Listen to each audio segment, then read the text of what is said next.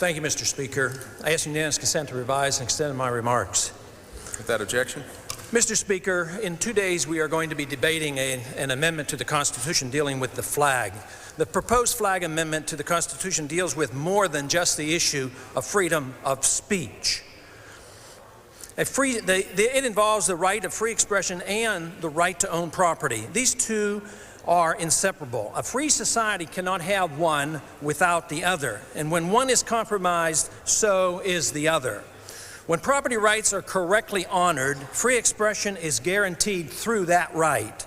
The independence of a newspaper, radio station, or a church guarantees the use of that property in any free expression desired. No one has the right to use any newspaper, radio, or church to exert his or her own opinion as an example of free speech. Catholics have no right to say Mass in a Jewish temple. Certainly in our homes, we are protected from others imposing their free speech on us. It's the church property that guarantees freedom of religion. The networks or papers need not submit to demands to be heard by religious believers as an example of free speech. Use of the radio or newspaper by those with strong opinions or religious views is only done voluntarily with the permission of the owner. Yes, it is very important who owns the flag and where it was desecrated. What if it's in a home or in a church for some weird reason? Do the police invade the premises? Who gets sent in? The BATF, the DEA, the FBI, the U.S. Army, or the U.S. Flag Police? If it's on government property or a government flag or someone else's flag, that is an attack on property that can and should be prosecuted. By legislating against how someone else's flag is being used, the right of free expression and property ownership is infringed, just as if it were church property or a newspaper. We work diligently to protect controversial expression in books, television, and movies, and even bizarre religious activities through the concept of private property ownership, as long as violence is not used. Is this matter any different? We live in an age where it's becoming more common to attack free expression, and that's a danger we should not ignore. We find one political group attacking expression that violates the subjective rules of politically correctness while working to prohibit voluntary prayer.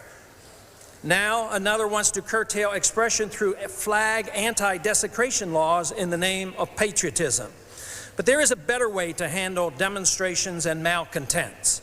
The danger here is that flag burners frequently express a disdain for big government. Curtailing any expression of criticism of the government is fraught with great danger. Will anyone who opposed big government someday be identified as a friend or of the flag burners and treated like one since he is expressing an idea similar to the flag burners?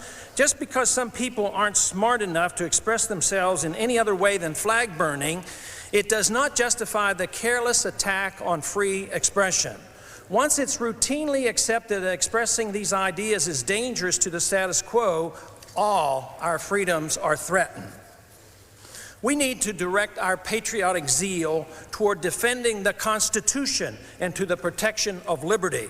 Lack of this effort has led to the impending bankruptcy of the welfare warfare state. Now there's a problem worth directing our attention. The flag police are no substitute for our policing our own activities and responsibilities here in the Congress. We are endlessly delivering more power in the name of political emergencies, budgetary crises, and government efficiency to the executive, a process not permitted under the Constitution.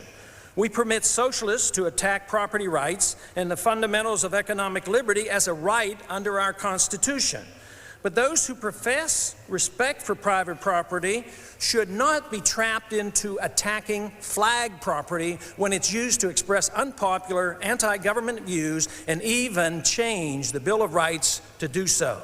The socialists know what they are doing, but the anti-desecrators act out of confused emotions while responding to political pressures. We should not further sacrifice freedom of expression with a flag amendment, especially when compared to the harm done with taxpayers' funding of school programs and NEA desecration. It is negligible.